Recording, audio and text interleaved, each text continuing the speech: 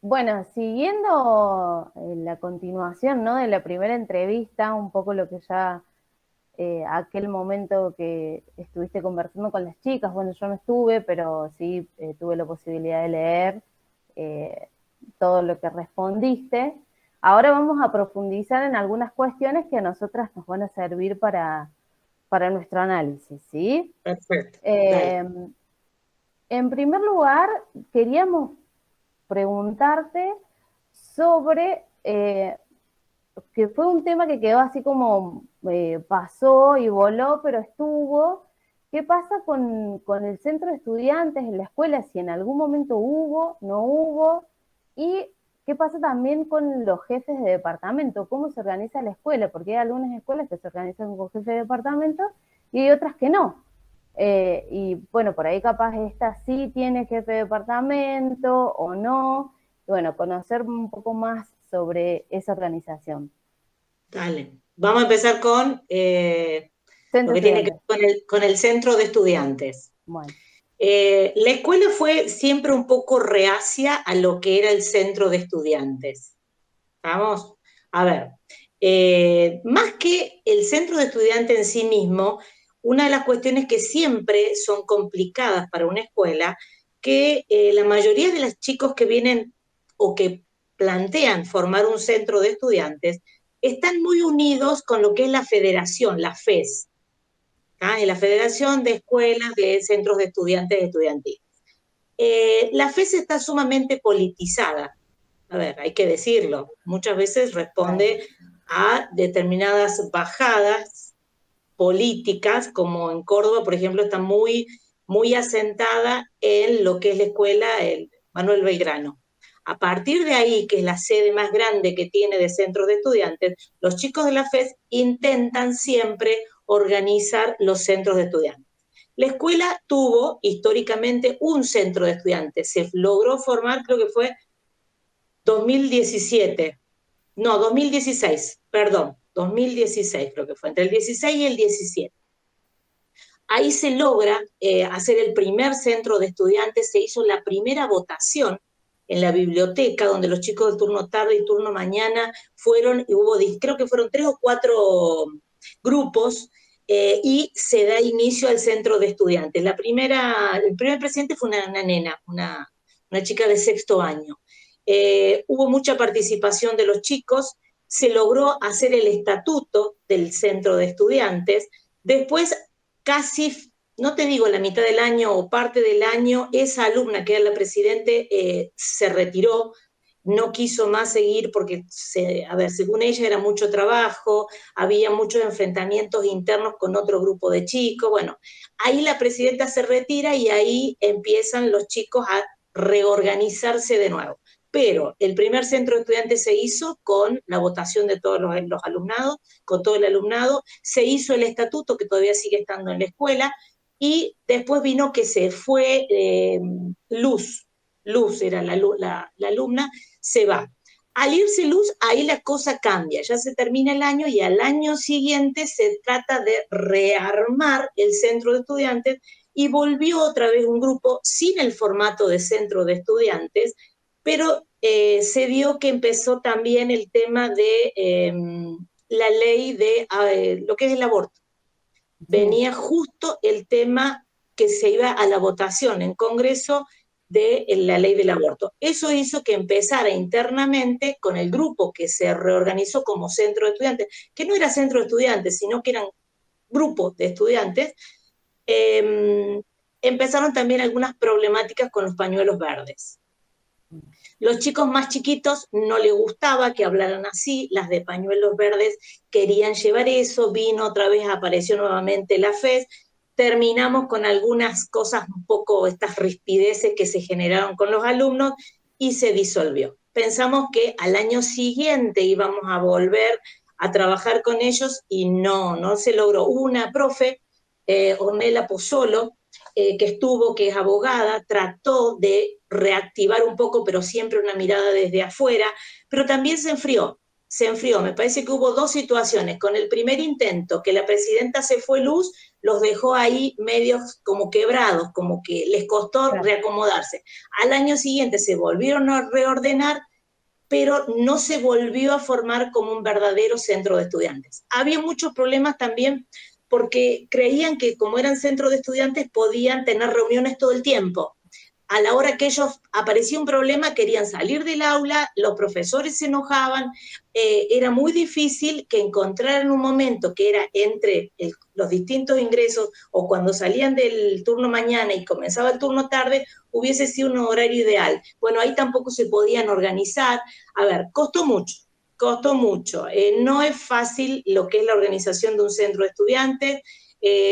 Sí, como centro tuvieron algunas acciones concretas, como apoyar para el Día del Estudiante, de organizar juegos. Hubo también el apoyo a, ¿cómo se llaman? Tutorías. Ah, Hubo grupos sí. que dieron también tutorías de los más grandes a los más chiquitos, también intentaron dar charlas. A ver, la democracia y los centros de estudiantes es un eje importantísimo para las escuelas, pero no es fácil de lograr. No es fácil. La pandemia cortó un poco esa organización y espero que ahora vuelvan, ahora ya estando en el colegio. Hay un grupo de alumnos que está en cuarto año que ya viene desde el año pasado hablando que querían reorganizar el centro de estudiantes. Espero que lo puedan hacer, no importa el formato, centro de estudiantes, grupo de estudiantes, como quieran. El tema tiene que ver con aprender a participar de las acciones que se desarrollan en una escuela. Lo importante es aprender a participar. Si vos sabés que uno de los objetivos que tiene la escuela es la formación del ciudadano y que este proceso comienza en la adolescencia, participar en un centro de estudiantes es vital. No importa el nombre, lo que importa es que todos los alumnos tengan esa posibilidad de presentar una idea y de poder desarrollarla en el ámbito de la escuela. Creo que es una de las cosas más importantes, más vitales para el desarrollo de una adolescencia, poder participar, ser escuchados y tener voz y voto, porque muchas veces hay centros de estudiantes con que los organizan, pero están siendo manejados por las escuelas, por los directores, y ahí tiene Claro, mucho, ahí es un tema muy complicado, muy complicado. claro, Esa eso fue como la generarle experiencia del un centro de poco, estudiantes. Dime, Rita. exacto, generarles un poco de identidad también, ¿no? De permitirles a los estudiantes ser partes de la vida institucional también un poco, ¿no? Sin tanta intromisión de un director externo, que sea O más de de los un estudiantes. más de los chicos, que eso costó mucho. Por ejemplo, la FES pretendía que los chicos fueran con el cartel del centro de estudiantes a manifestar cuando había manifestaciones en el centro. Por ejemplo, ellos no se daban cuenta que la escuela no puede permitir que un centro de estudiantes salga con su pancarta a ir a una manifestación que hacían los distintos partidos políticos o gremios. Ellos incentivaban a que los chicos participaban. Bueno, en eso puntualmente ahí hubo muchos problemas. Vos no podés permitir salir a un alumno. Ahí hubo algunos problemas. No es fácil. Es un proceso, es una maduración. No es tan sencillo un centro de estudiantes, porque ellos a veces creen que pueden hacer cosas que dentro de lo que significa un centro de estudiantes no pueden hacer. Por ejemplo, querían hacer centros de ayuda, y los centros de ayuda, los chicos de quinto, sexto o cuarto quieren trabajar con los más chiquititos. Resulta que los más chiquititos iban con ideas de hablar de determinadas problemáticas privadas y ahí empezaban a circular rumores, chismes, situaciones complicadas, que también siempre tiene que estar supervisado por un adulto. Creo que el día que encuentran un profesor que se lleve bien con los chicos, los centros de estudiantes van a tener mucha más agilidad en su constitución y también llevar adelante muchas cosas que sí tiene que hacer un centro de estudiantes. Que son vitales, son vitales. Perfecto, muy bien. Y con respecto a la organización de los jefes de departamento o si hay algún tipo de organización en la escuela. Históricamente estuvieron los jefes de departamento. Hay 7 jefes de departamento, de los cuales activamente te puedo decir que siempre entre 3 o 4 son los más activos, con mayor empuje. siempre nosotros decíamos que cuando hacíamos las reuniones con jefe de departamento, le decíamos las dos pizzas, o la pizza, que las cosas se terminan cocinando con la cantidad de gente que puede comer una pizza. Eso es algo de una charla interna que se tiene, porque tomar a veces decisiones o encontrarte con los jefes de departamento son con los que te terminan apoyando, porque vos tenés el director, la vicedirectora y automáticamente tenés los jefes de departamento. Lo que vos podés consensuar, trabajar o llegar a un acuerdo con los jefes de departamento, vos sabés que esos jefes de departamento después pueden bajar al resto de los profesores. Los jefes de departamento para organizar la currícula, para organizar las prácticas educativas son excelentes, pero también tenés que tener en cuenta que no todos los jefes de departamento se comprometen de la misma manera. ¿Estamos? Siempre hubo jefes de departamento que te manejan 10 profesores excelentes y otros que son departamentos mucho más pequeños, y los profesores en esos profes a veces son un poco más reacios a la participación. Pero el jefe de departamento es como la otra, es la mano más directa que vos tenés con el resto de los profesores. Y a su vez son como un termómetro. Los preceptores son el termómetro para los chicos y para la familia, porque es el que está en contacto directo con ellos. Pero el jefe de departamento, el jefe de área, es directo con los profesores y también con los alumnos, porque tienen otra mirada de lo curricular y de la organización de la escuela que te pueden ir diciendo si hay alguna cosa que no está bien.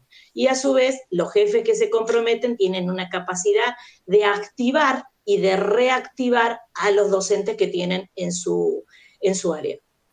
Exacto, muy bien. Bueno, y con respecto a la institución, ¿vos qué Sí. consideras que es o en qué se focaliza para vos la institución durante este tiempo? ¿Está focalizada más en la contención y la socialización de los estudiantes o en la parte académico y curricular? A ver, es la cara de la misma moneda. Mm. A ver, la moneda es una sola. No te puedo decir que una cara maneje a la otra. No. Es la misma moneda, es la misma cara. Vos sabés que la contención es fundamental. Si vos no contenés, el chico no aprende. A ver, es un círculo. Yo siempre sostuve, y lo dije muchas veces, que para llegar acá, tenés que empezar por acá. Siempre. Vos no vas a poder nunca enseñar a un chico ni contener una situación con los alumnos si previamente no tenés esa contención que tiene que tener una escuela, que no todos tienen la obligación de hacer esa contención. Hay algunos actores institucionales que son los encargados de esa contención.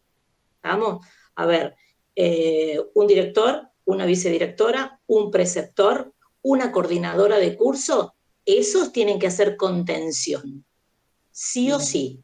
¿Estamos? Por el otro lado, lo que tiene que ver lo académico, curricular, tiene que ver con el docente y la vicedirectora y el director.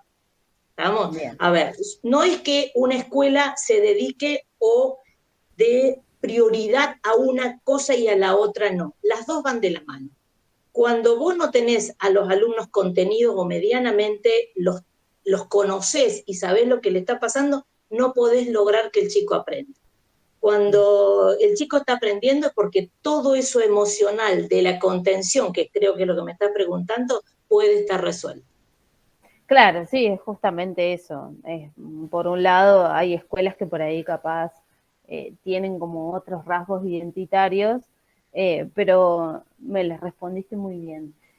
Después, con respecto a la pandemia y a lo que fue este año tan particular, ¿no? Con el aislamiento social obligatorio, ¿cómo manejaron el tema de los actos patrios, las efemérides y todas estas cuestiones, ¿no? Que anteriormente uno por ahí utilizaba los pizarrones de la escuela o Sí, algún sí. acto conmemorativo, ¿no? Ahora con la pandemia, ¿cómo se manejaron con A ver, eso? En la primera parte del año se diluyeron. A ver, no, Bien. fue imposible tratar de organizar algo en un primer momento de pandemia con el primer encierro. Hubo un acto que se hizo en la escuela y se grabó para poder ser retransmitido, que creo que fue el del 6 y el 9 de julio. Antes de irnos se logró hacer una filmación en la biblioteca de la escuela y ser retransmitida por YouTube. Bien. Hubo algunos problemas que tenían que ver con la contención, no con la contención, con lo que era con Wi-Fi. No era Ah, con la conexión. suficiente, se hizo un poco entrecortado, pero se pudo hacer como un acto y se hizo, a ver, más que hablar un docente y tratar de enviar algo, otra cosa no se pudo hacer. Después, el resto del año fue mínimo, salvo aquellas cosas que sí los docentes puntualmente en cada una de las aulas, en cada una de sus clases, hacía una alusión a algunos de los temas. Pero tener los actos como teníamos formalmente antes y haber organizado material para bajar al aula y bajar a cada uno de los alumnos teniendo en cuenta esas efemérides, no se hizo. No se Ah, hizo. bien, bien, perfecto. Eh, con respecto a la institución propiamente dicha y por ahí puede llegar a tener la institución alguna relación con academias de inglés, con alguna academia de arte, con alguna institución deportiva. Eh, ¿Hay algún tipo de anclaje ahí entre dos Vos te, instituciones o no? vos te definís como alguna red directa Exacto, que el colegio esté en red directa con algún tipo de institución exacto. deportiva. Bueno, ahora te voy a contar una historia de lo deportivo. De inglés, sí, hay una academia de inglés en el barrio que siempre a comienzo de año llevan la propaganda, muchos chicos del colegio van ahí a esa academia y todos los fines de año esa academia hace en la escuela, se le presta para que hagan el acto o sea, sí, Bien, el acto que ellos hacen, estas academias de inglés, que es del barrio. bien. Con respecto a lo deportivo, si hay alguna, ¿cómo te puedo decir? ¿Algún acta convenio? No hay. Ni con temas de deporte, ni con temas de inglés, ni con qué otro tema preguntaste. Arte. Arte, no. Lo que sí hubo mucho tiempo fue, la escuela tiene, el patio es muy pequeño, el patio del colegio fue muy pequeño. Después que aparece la construcción nueva del colegio, el patio cada vez fue más chico. Gran parte, ahora la escuela está construida en él, le quedó muy poco espacio para hacer actividades de educación física.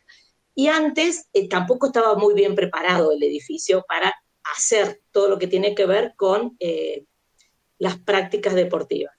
Entonces, mucho tiempo se fue al club teléfono. La cooperadora alquilaba al club teléfono el predio. Entonces los chicos tenían que ir al club teléfono desde el colegio, desde el FAR, de Gregorio de la Ferrere, se tenían que ir hasta esa parte del cerro, hacían actividad física y volvían. Ahí el predio era excelente y había una relación porque se pagaba y los chicos podían ingresar, pero sobre todo para tener clases de educación física. Pero después había muchos problemas, porque tenían que ir a educación física fuera de la escuela y ir caminando al mediodía para entrar a clases. Se daba que muchos profesores quizás no iban a dar clases y los chicos quedaban solitos en ese lugar, teniendo educación física que no iba nadie los contenía y ahí empezaron muchos problemas con los padres, muchos problemas con los chicos porque tenían que regresar al colegio para tener clases a la tarde o a la mañana. Eso hizo que Club Teléfono desapareciera, no se alquiló más y hubiese sido una hermosa propuesta educativa y un convenio con ese club, pero no se pudo sostener porque hubo algunas irresponsabilidades por parte de docentes de educación física que no iban a clase y dejaban a los chicos solos. Así que eso fue, se volvió a la escuela, se trabaja en la escuela, se supervisa la actividad y se tiene que hacer una adaptación de las clases al espacio que tenemos. Otra Bien, cosa no se pudo sostener. bien, perfecto. Eh,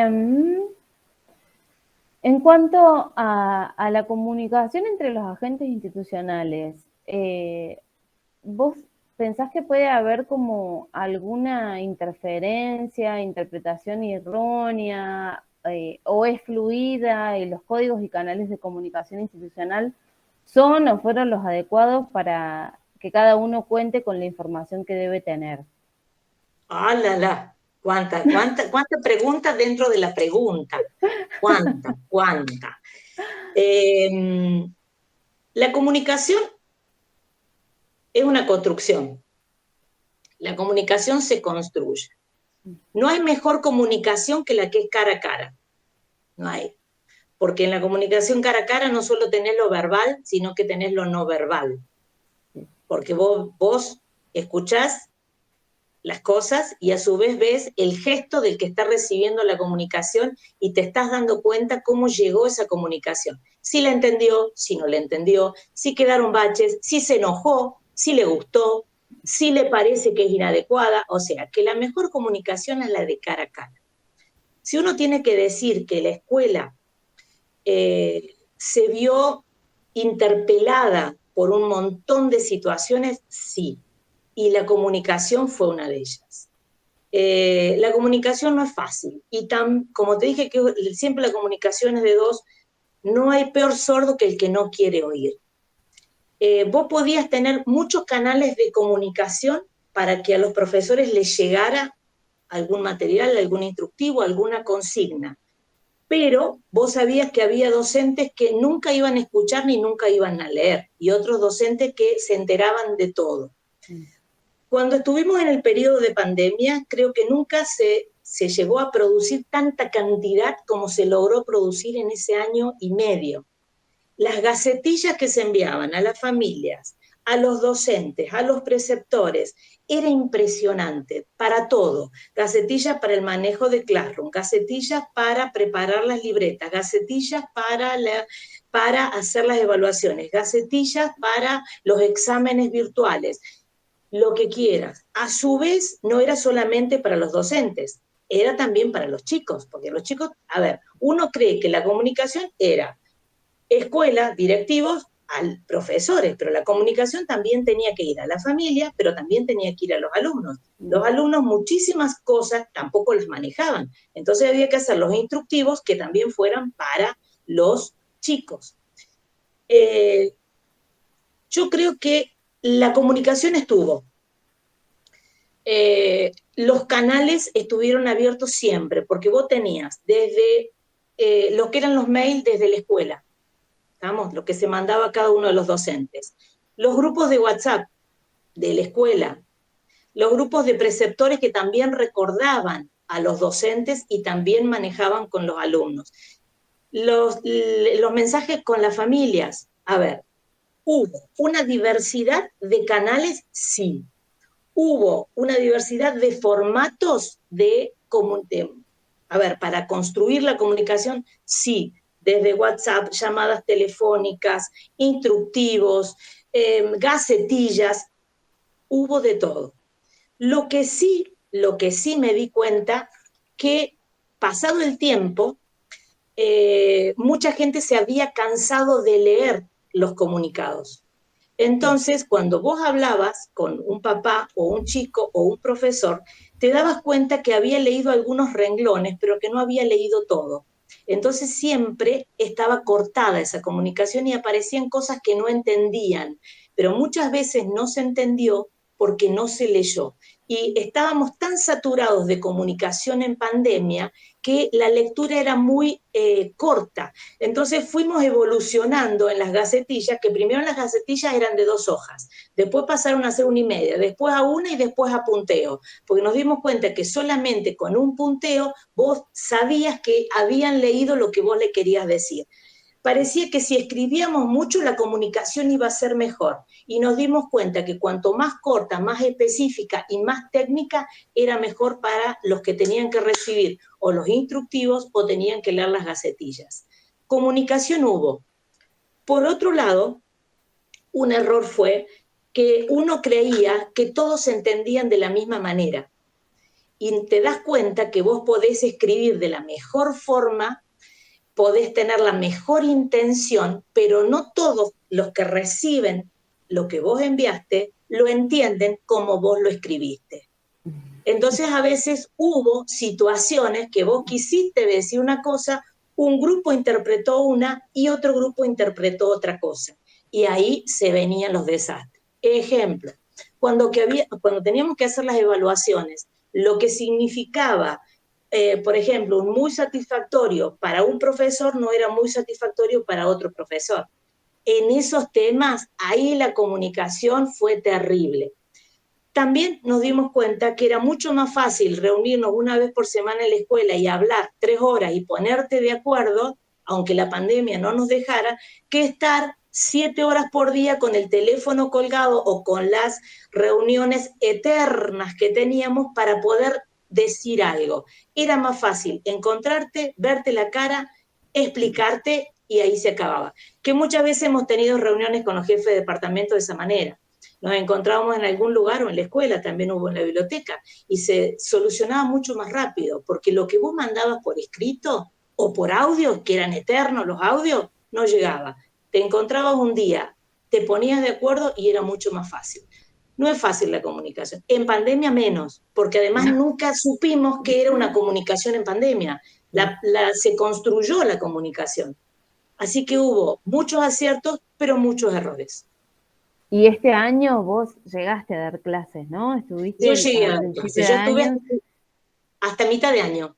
Bien, el arranque de nuevo, ¿cómo fue ahí? ¿Cómo notaste No, no, la comunicación y el es vínculo? totalmente distinto, es totalmente distinto. Lo que es el cara a cara es totalmente distinto.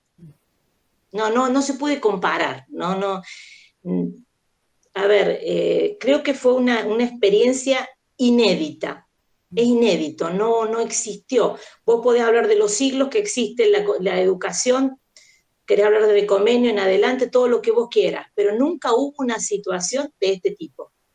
La escuela se transformó, la escuela mutó. Cuando vos hablas de mutaciones, cuando vos hablas de una migración que es terrible, a los procesos migratorios son terribles, pero migrar de una presencialidad cara a cara, lo que significa la unión de un grupo de gente con un objetivo que es la educación, pasarla y migrar a la virtualidad, fue terrible el cambio. Ahora, volver a la escuela también se está sintiendo, también se siente. Porque primero Claro. se empezó, a ver, fueron dos impactos muy grandes. También volver a una escuela, una presencialidad, donde vos tuviste 1 año y medio sin estar en contacto con los chicos y en las historias y en las trayectorias de su vida pasaron un montón de cosas, desde adolescentes que hoy son adolescentes distintos, desde jóvenes o de vos recibiste un niño y hoy tenés un adolescente, situaciones económicas, situaciones de salud, situaciones psicológicas, de enfermedades, de muertes. A ver, vos te volviste a encontrar con un grupo de alumnos que eran totalmente distintos. Yo veía a los alumnos de primer año que ni siquiera habían estado una vez, porque tuvieron una semana en la escuela y después viene el corte, cuando los volvés a ver en segundo año, eran niños que era la primera vez que entraban a la escuela, ni siquiera todavía tenían ese oficio de ser alumno, porque no tuvieron la posibilidad. Entonces, volver a la presencialidad ahora es volver a comenzar de nuevo. Fue un comienzo nuevo, más en burbujas, más los miedos, más las resoluciones, más los temores, no, El muy distinto. barbijo, Más el barbijo, más que la veníamos una temperatura. semana sí, otra no, y volvían los chicos. Vos lo veías cada 15 días esa burbuja, entonces explicabas una vez, a la semana siguiente volvías a explicar, a la tercera volvías a explicar. Cuando volvías a ver, te encontrabas con ese chico a los 15 días, 20 días después, lo que vos habías enseñado también se habían olvidado. A ver, no fue fácil, no es fácil ni para el docente, ni para el chico, ni para la familia. Che, me parece que me fui para cualquier lado, no sé qué. No, está perfecto, porque era Ah, todo, estábamos hablando de la comunicación y bueno, de la pandemia y de ahora, así que está muy bien. Con respecto a la historia de la escuela, si yo sí. te tengo que preguntar, para vos, si te hago mirar de acá 10 años para atrás, ¿cuál considerás que puede llegar a ser, o él o los momentos más significativos o hechos históricos que he tenido en la escuela. Por ejemplo, que vos me digas, yo miro de acá para atrás y digo, esto me pareció sumamente importante. Hechos significativos. Para, Sí. para. Creo que uno de los hechos más significativos que tuvo, a ver, vos te referías a todo, A todo, ¿no es todo. cierto? Sí. Todo. Que se unieran las dos orientaciones, que se unieran las dos orientaciones en un mismo turno, fue un hito en la escuela. La escuela siempre tenía el turno mañana naturales y el turno tardes sociales. Y muchos chicos elegían por el turno y no por la orientación. Entonces, y tenías un primero, segundo y tercero a la mañana y uno primero, segundo y tercero a la tarde. Después se pasó, las orientaciones quedaron a la mañana y el ciclo básico pasó a la tarde. Romper esa estructura fue muy fuerte, porque quienes iban a la tarde muchas veces se consideró que eran los alumnos que tenían algunas dificultades para el aprendizaje. Entonces, había también muchas, no te digo enfrentamientos, pero recelos entre los de la mañana y los de la tarde. Cuando se lograron unir las dos orientaciones a la mañana, realmente la escuela ahí cambió muchísimo. Los más chiquitos a la tarde, los más grandes a la mañana. Hasta los chicos se hicieron mucho más amigos. La amistad antes era, hasta las fiestas de egresados muchas veces las hacían separadas, porque eran los de la mañana o los de la tarde. Cuando las dos orientaciones están juntas, hasta los chicos empiezan a elegir no por amistades, sino por lo menos pensar, me gusta más esto o me gusta aquello. Ese para mí fue un momento bisagra en algunas cuestiones, tanto para el alumnado como para los profesores, porque aunque no se digan las cosas estaban y dolían muchísimo. Entonces, cuando ya los dos cursos, las dos orientaciones estaban juntas, fue un cambio positivo fuertísimo para la escuela. Otro cambio fuerte, no sé si fue un cambio, pero fue una situación, nosotros tuvimos muchos problemas con el vecino de al lado de la escuela, o sea, el que está a la derecha, fue una persona muy complicada, es un abogado, era un abogado, creo que ya no está más el señor, le molestaba la escuela. Entonces había unas situaciones con el afuera, con el exterior, que realmente se sentían. Había que hacer malabares para que los chicos no salieran al patio y que cuando estaban en el patio no hicieran ruido, porque el señor había pidió a través de la justicia, que a nosotros nos llegó la reglamentación, teníamos que interrumpir ruidos molestos. Interrumpir ruidos molestos significaba no poder salir al patio. Tenías que tener a los chicos de que entraban hasta que salían escondidos adentro porque no podíamos salir. Entonces había que romper con esta situación y se unió todos los chicos, todas las familias, todos los vecinos y todos los docentes. Y se hicieron grandes sentadas en la calle donde teníamos unos pañuelos negros. Y en esos pañuelos negros tenía que ver con el silencio que nos estaban exigiendo. Ese momento a la escuela la tocó, porque hubo una unión entre lo que era el vecindario, lo que era la orden judicial que teníamos, que no podíamos hablar, que realmente ahí sacudió. Ahí fue un hecho donde después de eso vos te das cuenta que a las semanas toda la gente, se encontraba, hablaba, se saludaba, que antes los papás iban, dejaban los chicos de la escuela y seguían. En ese momento nos dimos cuenta cómo se había unido la escuela con los padres y con los chicos y con los vecinos. Ese fue un hito de la escuela, muy grande, muy, muy grande. Recibir el edificio, ese fue un hito terrible. Y otro que hoy podemos decir, lo que fue la pandemia, que eso sí que rompió con todas las estructuras, y lo que significó la virtualidad, la pérdida del contacto con el otro. Claro. Esos serían Los los más que yo significativos. considero, quizás hay otros más importantes, pero para mí no son relevantes. Bueno, bueno, pero Ahí Gaby pregunta quién habita la casa ahora. No tengo idea. Yo no sé si el Duhovne era la familia, no sé si quedó algún familiar de ese señor, no te sé decir. porque la casa está siempre cerrada. Yo Entonces hace ahora no hay años, problema. no. Después que hubo esa intervención judicial y que se logró revertir esa orden judicial, la provincia tuvo que pagar mucho dinero por ese tema. Hubo que pagar por ruidos molestos. Por eso te digo, fueron cosas que movieron a la escuela. Sí. Es como algo imposible, ¿no? Para pensarlo para un grupo de estudiantes que salen a un recreo en el que es imposible mantenerlos callados. O sea, Es imposible sujetar a la gente. Vas a encontrar en educación. A ver, buena educación no podés sujetar a nadie, ni física ni intelectualmente. Y querer sujetar la palabra te está sujetando todo. A ver, como esa cosa como que te clavan un puñal y no te dejaban mover. Bueno, así nos habían dejado esta orden judicial. Pero bueno, después se pudo revertir y hoy la escuela sigue con su movimiento, con sus charlas, con sus vecinos, nunca más hubo problemas. Porque ese es un tema lo relacional. Sí, aparte es un espacio de socialización de los chicos, también otro espacio donde los docentes también comparten. Es extrañísimo, yo nunca hubiera escuchado que hubiese pasado algo así, pero hay gente, hay cada persona alrededor nuestro que es impresionante. Lo que pasa es que, según los argumentos de él, desvalorizaba su propiedad. Pues hay mucha gente que no quiere escuelas al lado de tu casa. Y él consideraba que su propiedad había perdido valor porque una escuela pública se había instalado ahí. Había muchas cosas que daban vuelta. Claro, mucho trasfondo había ahí en ese reclamo. Trasfondo. Sí, había mucho trasfondo, sí.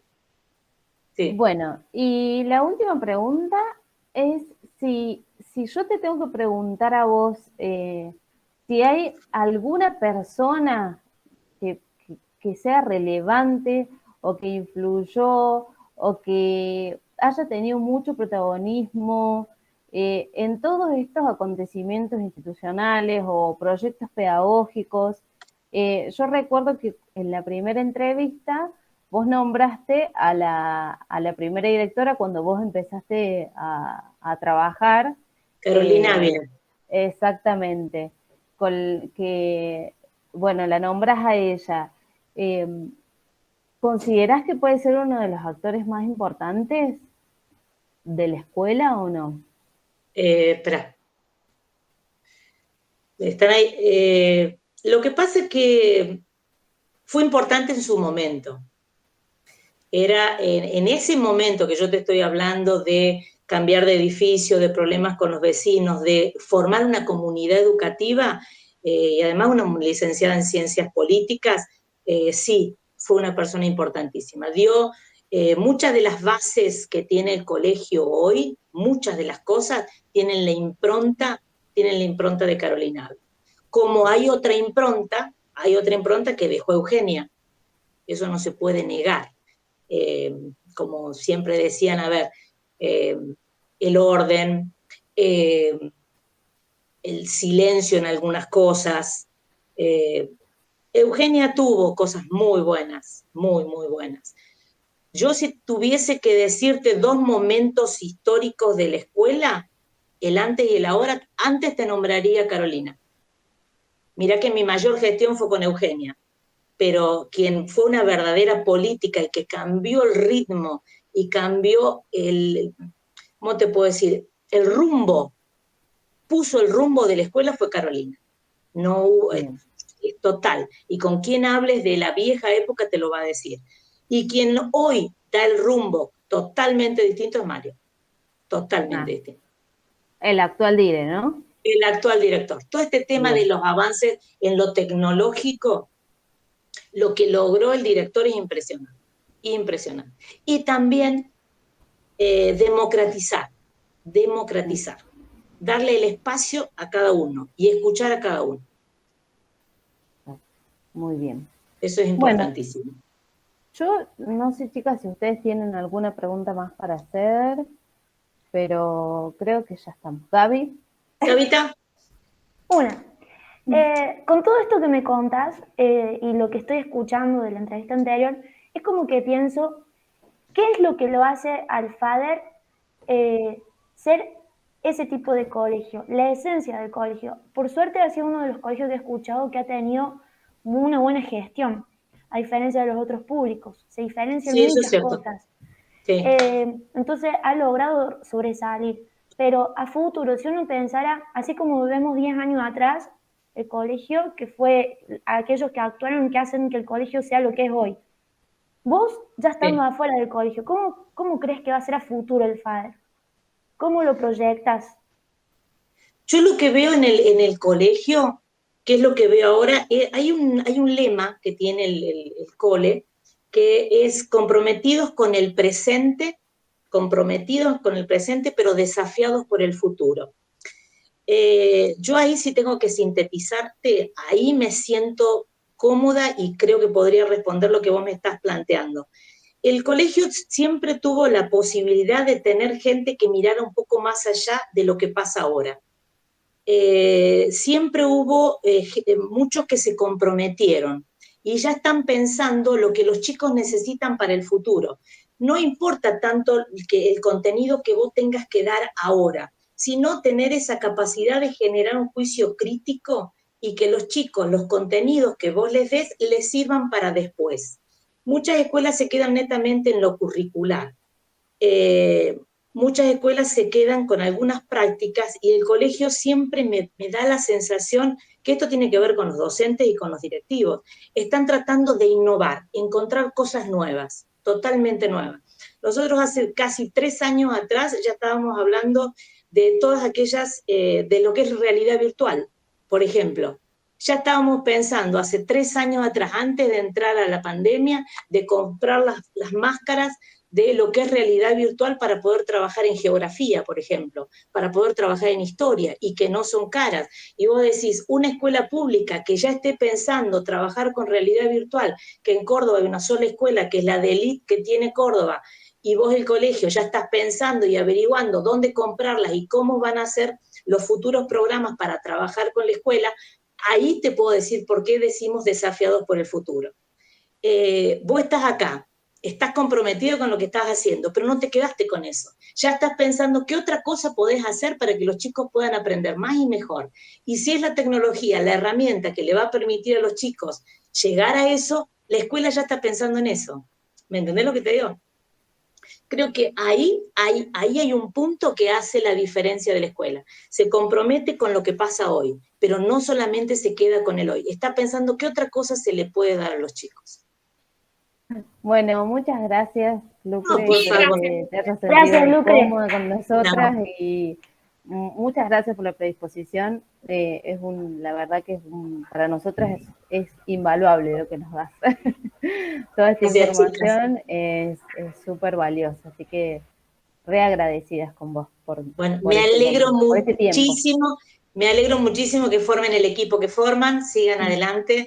La educación creo que es uno de los lugares más bonitos que hay para poder trabajar y para poder estar. Sigan disfrutando de lo que hacen, chicas.